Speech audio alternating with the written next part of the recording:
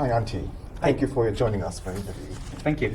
And you're the first Finnish Go professional in Japan at the Nihon Kiin. And I think lots of people are very curious about your life in Japan, and obviously your life as professional Go player in Japan. When did you decide to aim to become professional or insei in Japan? Right. So that's kind of a long story, of course. I started playing in 2002, and I was just playing as an amateur. And at around 2008, 2009, I was getting kind of close to becoming a European top player. Right. So I started thinking that if I want to become even stronger than this, I will most likely need to go to Asia to study the game more seriously. Right. So I had gotten a connection with my current teacher, Kobayashi sensei. So she was willing to take me on as an insei in Japan. And the first time was in 2011, Yeah. 2012. Right. For 7 months I was studying as an insei, kind of as a exchange student, you could say. So kind of seeing how insei life is like. Right. I see. Then I returned once to Finland. I finished my university degree, and from 2014 on, I came to Japan to be insei for a second time. Yes, Right. this time more seriously. Right, I see. What event made you decide to go to Japan for insei? Right. So I guess one of the biggest factors is that I learned to play Go by Hikaru no Go. Oh. So from the start, I was already interested in Japanese Go in particular. And in 2009, I was in the World Amateur Go Championship, which was in Shizuoka, Japan. Oh, I see. So also that time, I found that Japan is a nice country, and it wouldn't be bad to study Go here. Frankly speaking, I just wondered, was there any of your family, your father or mother, whatever, against it, or had any objection to your adventure to aim for the professional in Japan? Right.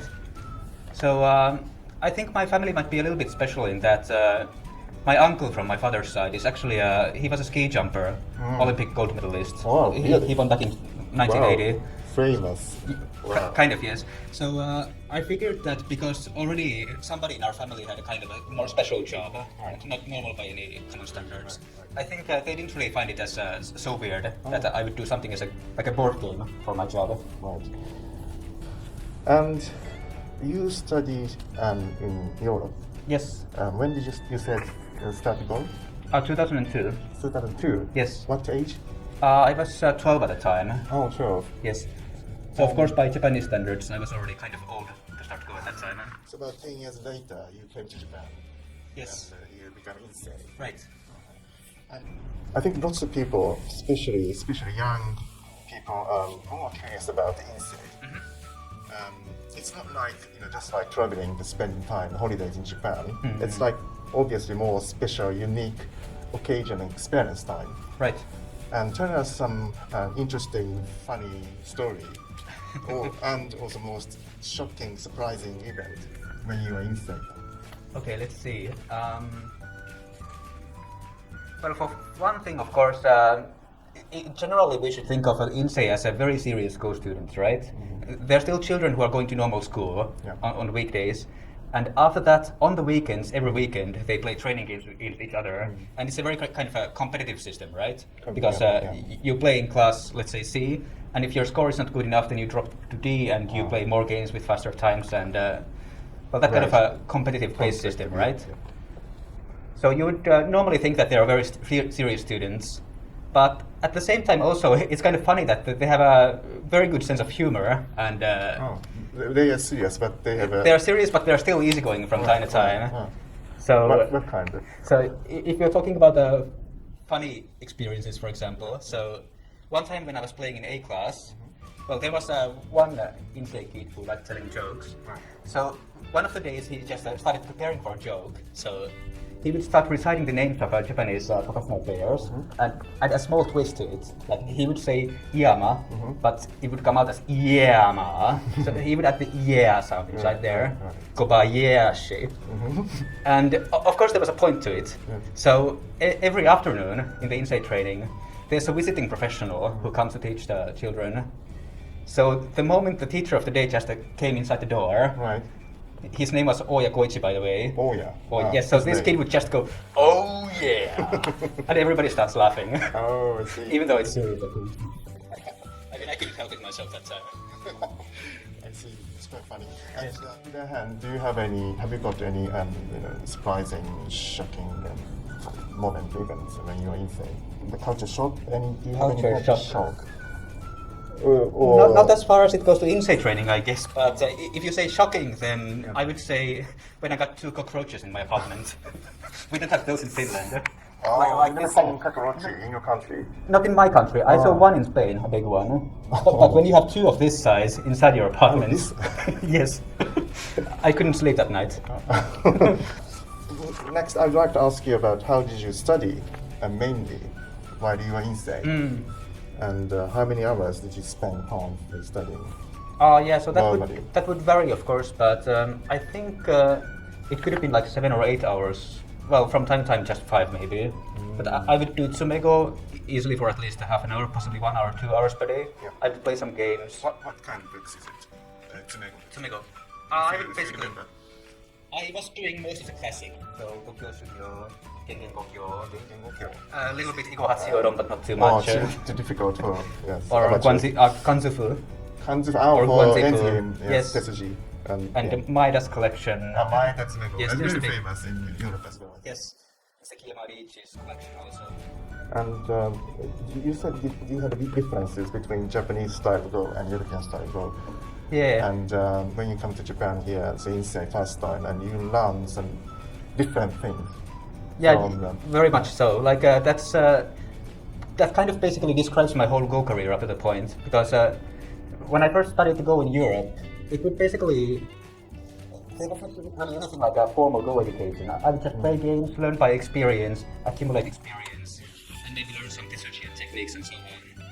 But when I first came to Japan in 2011 and 12, and I was studying as insei, so we had this English class for professionals, where we had professionals would come inside and they would teach me Go, but I would teach them English in exchange. Yes, right. Exactly. So they would review most of my insei games. And very quickly I figured out that there was really a lot to Go that I didn't understand at the time. Like what? The actual way of thinking, like how you evaluate this kind of profession, how you're supposed to decide your goals or plans on board, or flexible goal. Like when you start thinking about it, there's a lot of different programs that doesn't translate over. Like if you say Iritsu Sanseki, so it means the shape where you have an extension and then a free space extension which you're supposed to play. It doesn't really have an English equivalent. And for Japanese, you just say a few words and you have this very complicated concept translated immediately. So that was something that I had to basically learn from scratch at the time. Learn from professional players. Yes, exactly. English class. Yes. At the time. I see. And actually, it's kind of interesting because even before I came to Japan, I had this Chinese amateur teacher who had been coaching me basically, and he had gotten this kind of a formal Go education in China when he was young, but because he didn't study it for long enough, he wasn't really able to explain it to others. But when I would discuss Go with him, he would understand the concepts, the Japanese concepts, which I was explaining it to him, even though he couldn't really put it to words himself.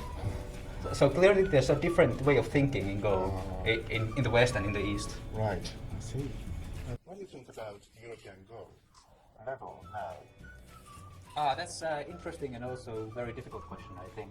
So, well, I guess recently the biggest change is that we had all the new AIs, which anybody became able to use. So, especially compared to earlier, now it's much easier also for Westerners to study the game. Because everybody kind of has their own secret nine-dan professional teaching them directly about the game. Because you're gonna just have it on your computer or your mobile phone. True. So in that sense, at least the situation I think is changing rapidly. But there is also the point of view that I think the Asian countries have they have a big lead in speed because there's a long history and culture of learning and teaching Go in Japan, and Europe doesn't have as much of that. Right. So partially because of that reason, there's not so many Go players in the first place in the West, and also because the teaching level is kind of lower. Also, the number of top players then is lower, and we cannot really help that.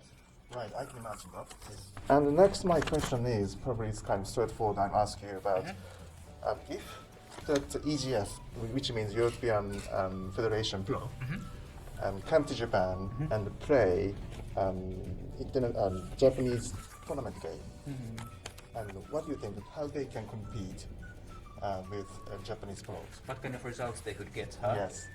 I guess first we should recap quickly the system of a Japanese tournament.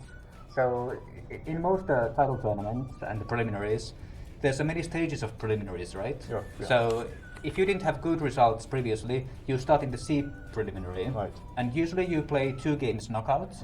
If you win both, then you go to B preliminary. Right. And you play 2 more games knockouts. And if you win, you get to A qualification. It's still A. Yeah. Yes, Yeah. and if you win 2 games knockout there, then you go to the final preliminary. And it's still like 2 or 3 more games. Oh wow, it's quite a long way to get. Exactly, you need to win a qualified to huge the- number the of games final stage. in a row. Right. And depending on the tournament, there could be a final tournament or there could be a league.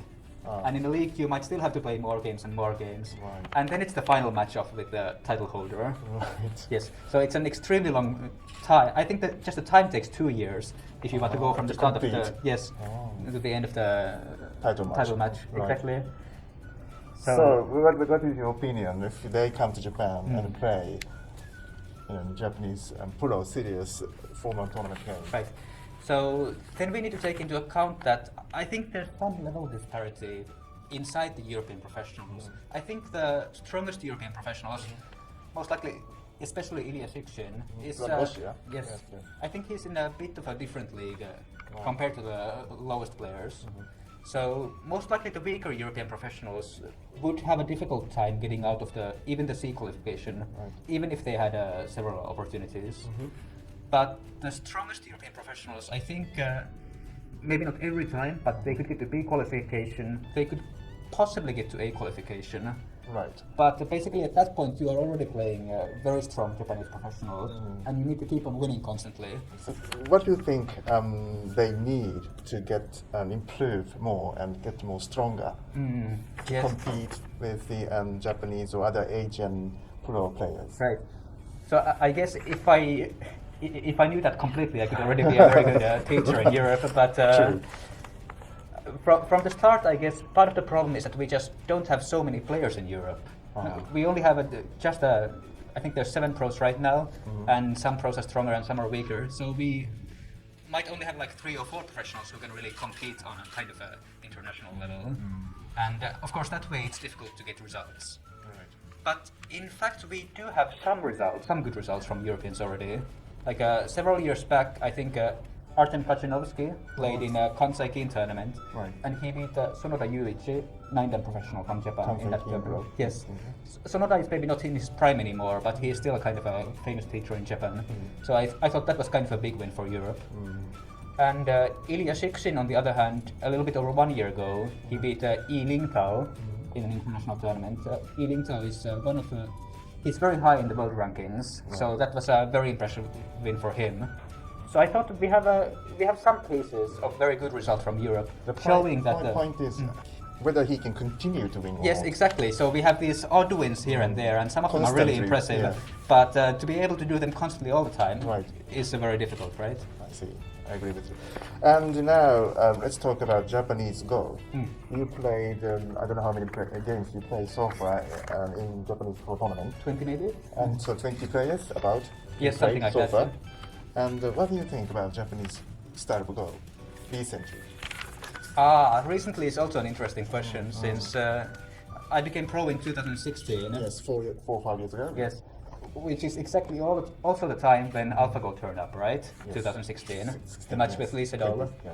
So just at the time when I became professional in Japan, the style of professional Go was still, it was basically traditional style.